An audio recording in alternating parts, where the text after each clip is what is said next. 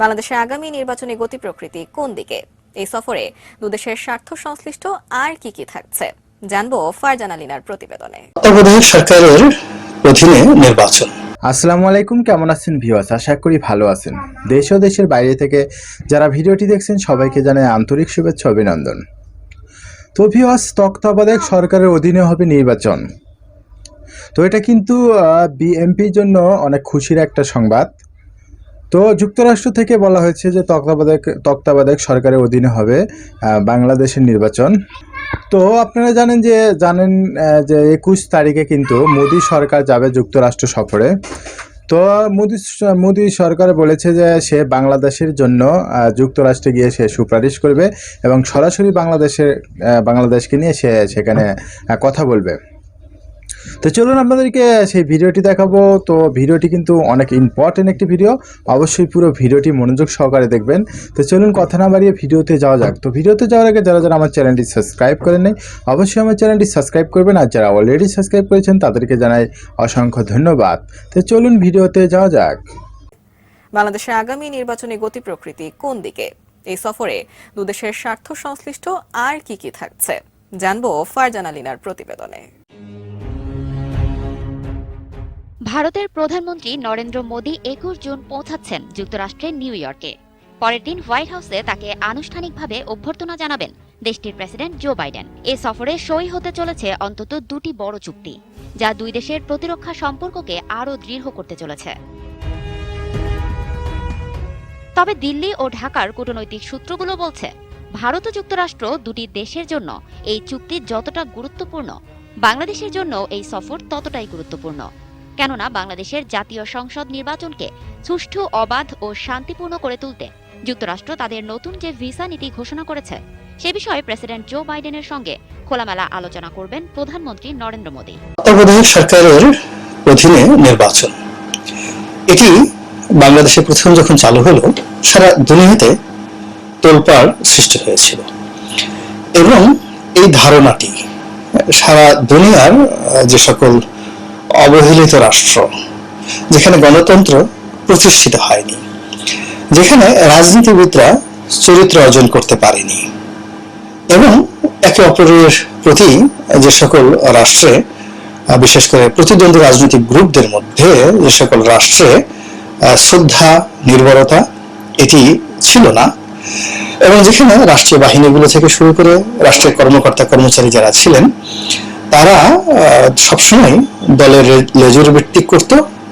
এবং যারা ক্ষমতাধর তাদের হুকুমে সবকিছু করার চেষ্টা করত এবং এগুলো করে নির্বাচনকে ম্যানিপুলেট করা, নির্বাচনকে পক্ষে নেওয়া এবং রাতের ভোট, দিনের ভোট, চুরি, ভোট সংক্রান্ত যত 2 নম্বরই জিনিস আছে এগুলো মাশরিক থেকে মাগরিব পর্যন্ত যে সকল দেশ অহরহ করত, সে সকল দেশের জনগণের নিকট এই তত্ত্বাবধায়ক সরকারের যে পদ্ধতি এটি নিদারুণভাবে সমাদৃত হয় এবং আমাদের যারা সাধারণ জনগণ আমরা খুব অবাক হয়ে লক্ষ্য করি যে একটি রাজনৈতিক সরকার 70 জনের মতো সংসদ মন্ত্রীদেরকে নিয়ে, প্রায় 300 জন সংসদ সদস্য নিয়ে 5 বছর শাসন ক্ষমতা পরিচালনা করার পর আমলাতন্ত্রের উপর তাদের যে দাপট বা তারা যে সকল কাজ করার জন্য দক্ষতা এবং অভিজ্ঞতা অর্জন করে তার চাইতে অনেক অনেক বেশি দক্ষতা এবং অভিজ্ঞতা প্রদর্শন করে মাত্র 3 মাসের জন্য ক্ষমতায় আসা এই যে 15 থেকে 20 জন সাধারণ জনগণ, যারা জ্ঞানী, বুদ্ধি, প্রজ্ঞায় শ্রেষ্ঠতর, কিন্তু রাজনীতিতে তাদের অনেকের সম্পৃক্ততা কখনোই ছিল না। ফলে আমরা 2001 সনে যে নির্বাচন হয়েছে, 1996 সনে যে নির্বাচন হয়েছে, তারপর সেই যে 2008 সনে যে নির্বাচন হয়েছে, এমনকি 1991 সনে যে নির্বাচন হয়েছে, সেই নির্বাচনগুলোতে যারা এই নির্বাচন পরিচালক হিসেবে নির্বাচন কমিশনে ছিলেন, নির্বাচন কমিশন যে সরকারের অধীন ছিলেন, সরকার আবার যারা পরিচালনা করেছেন, এদের বেশিরভাগ লোকই রাজনৈতিকভাবে কলুষিত নন। যেমন ধরুন মঞ্জুর এলাহি একজন ব্যবসায়ী, ডক্টর মোহাম্মদ ইউনূস একজন ব্যাংকার, কিংবা অন্যান্য যে সমস্ত লোকজন যারা গিয়েছেন, নারী এবং পুরুষ, ডক্টর আকবর আলী খান থেকে শুরু করে আর অনেকেই এই তত্ত্বাবধায়ক সরকারের যারা কর্মকর্তা, যেমন মাহবুব জামিল সিঙ্গারের একজন প্রধান নির্বাহী কর্মকর্তা ছিলেন। তো তারা এই অল্প সময়ের মধ্যে ক্ষমতায় বসে যে দক্ষতা দেখিয়েছেন, যে নজির স্থাপন করেছেন এবং মোটামুটি বিতর্কহীন একটি নির্বাচন উপহার দিয়ে গণতন্ত্রের পথে যে ধারাবাহিকতা রক্ষার জন্য যে ইতিহাস রচনা করেছেন, এর ফলে তত্ত্বাবধায়ক সরকারটি বাংলাদেশের জন্য একটা ব্র্যান্ড হয়ে গিয়েছে, অত্যন্ত জনপ্রিয়। এবং সেই তত্ত্বাবধায়ক সরকার ব্যবস্থাটি এখন আর সংবিধানে নেই। এটি হাইকোর্টের একটি রায়ের ফলে এটি ব্যবস্থাতে উঠে যায় এবং পরবর্তীতে সংবিধান সংশোধন হয়।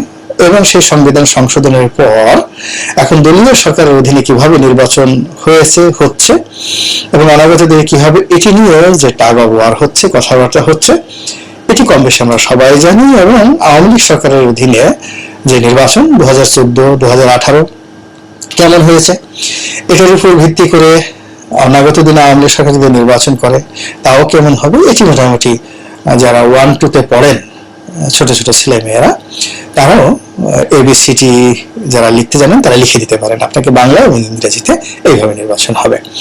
এর ফলে কি হলো, বিশ্বাস, আস্থা, এই জিনিসটা চলে গিয়েছে সরকারের উপর থেকে। কেউ বিশ্বাস করে না যে এই সরকার একটু ভালো নির্বাচন করতে পারে। তারা আবার সেই জনগণ, সকল মানুষ তারা চাচ্ছে যে তত্ত্বাবধায়ক সরকার ফিরে আসুক। আর বিশ্বের যে সকল দেশে ইতিমধ্যে কয়েকটি দেশে এই তত্ত্বাবধায়ক সরকার ব্যবস্থা চালু করেছে, অনেক দেশ চালু করার পথে রয়েছে। এবং পশ্চিমা দুনিয়া এই তত্ত্বাবধায়ক সরকারকে প্রথমে রাগ করেনি। এর কারণ হলো যে গণতান্ত্রিক বিধি ব্যবস্থা তারা কথা বলে, সেই গণতান্ত্রিক বিধি ব্যবস্থায় নির্বাচিত জনপ্রতিনিধিরাই শাসন ক্ষমতা পরিচালনা করবেন এবং সমস্ত বিশ্বাসের এবং আস্থার কেন্দ্রস্থল হবেন। এই কারণে তত্ত্বাবধায়ক সরকার যখন বাতিল হয়ে গেল, এই সরকারটির পক্ষে পশ্চিমা দুনিয়া এইভাবে কথা বলেনি। এই কারণ হলো এটি তাদের দেশে চালু নয়। বাংলাদেশে একমাত্র জাতীয় পার্টি এটার বিরোধিতা করেছে প্রথম থেকে। এর কারণ হলো জাতীয় পার্টি এই তত্ত্বাবধায়ক বিধি ব্যবস্থা দ্বারা সবচেয়ে ক্ষতিগ্রস্ত প্রথম একটি রাজনৈতিক দল। তো যাই হোক, এখন আবার নতুন করে তত্ত্বাবধায়ক সরকার দাবি রাজপথে এসছে। এটি এখন সবচেয়ে বাংলাদেশের 1 নম্বর রাজনৈতিক দাবি। ইলেকশন হোক, বিএনপি ক্ষমতা আসুক, আওয়ামী লীগ আসুক, এগুলো বড় কথা নয়। জনগণের সবার আগে দাবি হলো তত্ত্বাবধায়ক সরকার প্রতিষ্ঠিত হতে হবে। এখন এই যে তত্ত্বাবধায়ক সরকার প্রতিষ্ঠিত হবে, আওয়ামী লীগের বক্তব্য হলো যে এটা হবে না, এটা গতানুগতিক সরকার ব্যবস্থা চালু হবে। এবং আওয়ামী লীগের আরো বক্তব্য হলো যে দলীয় সরকার অধীনে সংবিধান অনুযায়ী যেভাবে অ্যামেন্ডমেন্ট হয়েছে এর বাইরে কোনো নির্বাচনের সুযোগ নেই। এবং তাদের সেই কণ্ঠস্বর, তাদের সেই যে দাম্ভিকতা, তাদের সেই যে উগ্রতা এবং তাদের সেই অতিমাত্রায় আত্মবিশ্বাসের ফলে কি হলো যে এই তত্ত্বাবধায়ক সরকারের অধীনে নির্বাচন হবে না, দলীয় সরকারের নির্বাচন হবে, এই ব্যাপারে জনগণ অনেকটা দ্বিধাগ্রস্ত ছিল। এবং যখন মার্কিন নিষেধাজ্ঞা এলো এবং আরো নানা রকম কথাবার্তা হলো, তখন আওয়ামী লীগ বলার চেষ্টা করলো যে নির্বাচন নিরপেক্ষ চাচ্ছে, আমাদের অধীনে হবে। তারা তো তত্ত্বাবধায়কের কথা বলেনি, তারা তো নিরপেক্ষ সরকারের কথা বলেনি, তারা আমাদের অধীনে নির্বাচন হবে এরকম কথাবার্তা বলছে।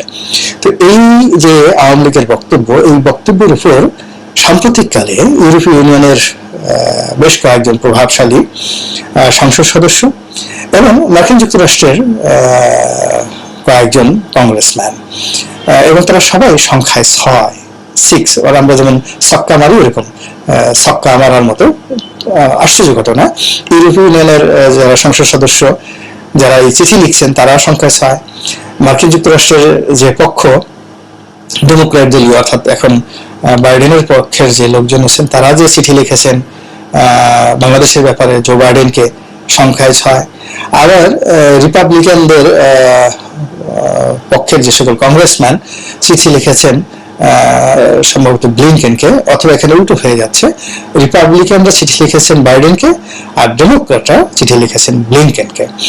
তো তারা প্রথমে নির্বাচনের কথা বলেছে, বাংলাদেশের ব্যাপারে বিভিন্ন ব্যবস্থা নেওয়ার কথা বলেছে, গণতন্ত্র প্রতিষ্ঠিত হওয়ার কথা বলেছে এবং অনেক স্পর্শকাতর যেটি আমার পক্ষে আসলে বলা সম্ভব নয়।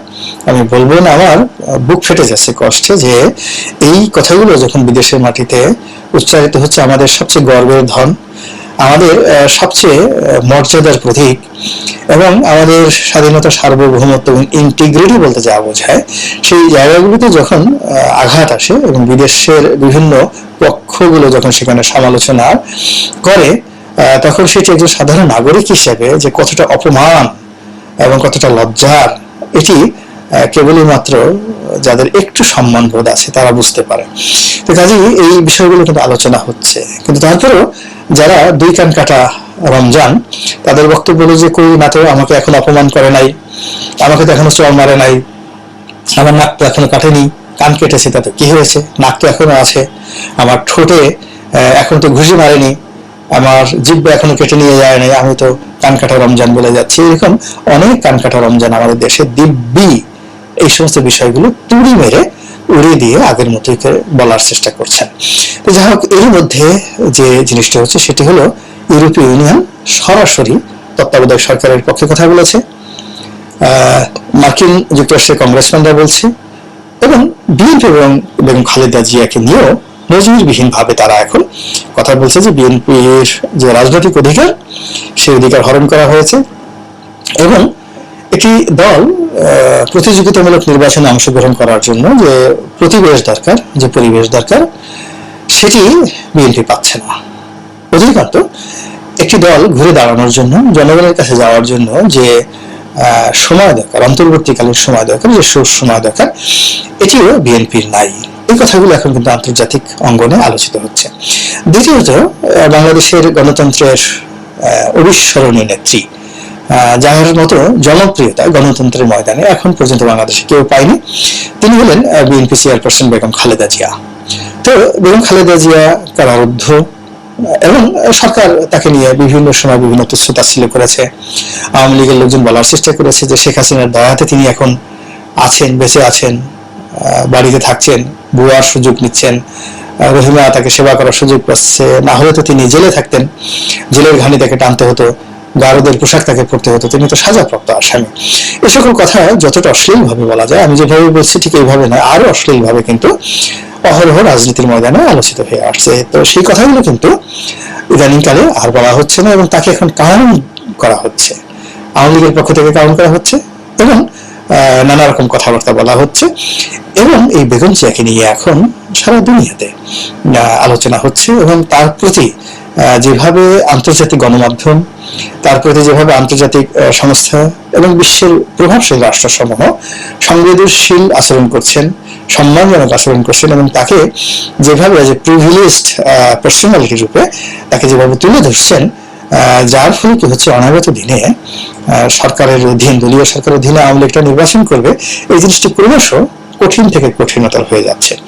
দ্বিতীয়ত, তত্ত্বাবধায়ক সরকারের যে বিষয়টি এতদিন অবাস্তব মনে হতো, অসম্ভব মনে হতো, সেটি ক্রমশ সম্ভাবনাময় হয়ে পড়ছে এবং এটি নিয়ে আলোচনা হচ্ছে এবং সবাই এখন মোটামুটি আশাবাদী যে সম্ভবত তত্ত্বাবধায়ক সরকার প্রতিষ্ঠিত হতে যাচ্ছে এবং কারা কারা তত্ত্বাবধায়ক সরকার আসতে পারে, কারা উপদেষ্টা হবেন, কারা প্রধান উপদেষ্টা হবেন, কতদিন চলবেন, এগুলো নিয়ে কিন্তু পথে ঘাটে মাঠে সচরাচর আলোচনা হচ্ছে এবং এই আলোচনা কেবলমাত্র যে বিরোধী দলের মধ্যে হচ্ছে তা নয়, সরকারের গুরুত্বপূর্ণ দপ্তরগুলোতেও কিন্তু এগুলো নিয়ে প্রতিনিয়ত আলোচনা হচ্ছে এবং অনেকের মধ্যে নানা রকম ছটফটানি, নানা রকম অস্থিরতা কিন্তু লক্ষ্য করা যাচ্ছে। এর ফলে যারা সঙ্গত কারণে তত্ত্বাবধায়ক সরকার বিরোধী এবং তত্ত্বাবধায়ক সরকার আসলে যারা ক্ষতিগ্রস্ত হবে, তারা স্পষ্ট করে বললে আওয়ামী লীগ কোনো অবস্থাতেই লাভবান হবে না তত্ত্বাবধায়ক সরকার দ্বারা। ফলে তাদের মধ্যে এক ধরনের ক্রোধ, এক ধরনের কান্না, এক ধরনের আবেগ, এক ধরনের ভয়, এক ধরনের হতাশা কাজ করছে। আর অন্যদিকে তত্ত্বাবধায়ক এলে যারা খুশি হবেন, বিএনপি খুশি হবেন, জামাত খুশি। আশা করি পুরো ভিডিওটি মনোযোগ সহকারে দেখেছেন। তো যদি ভিডিওটি ভালো লেগে থাকে অবশ্যই ভিডিওটিতে একটা লাইক দিবেন আর ভিডিওটি আপনার বন্ধুর কাছে শেয়ার করবেন আর নিত্য নতুন নিউজ পেতে আমাদের চ্যানেলটি সাবস্ক্রাইব করতে ভুলবেন না। তো আজকের মতো এখানেই শেষ, পরবর্তীতে আবার দেখা হবে যে কোনো নতুন ভিডিও নিয়ে। আপনাদের মাঝে হাজির হব। খোদা হাফেজ।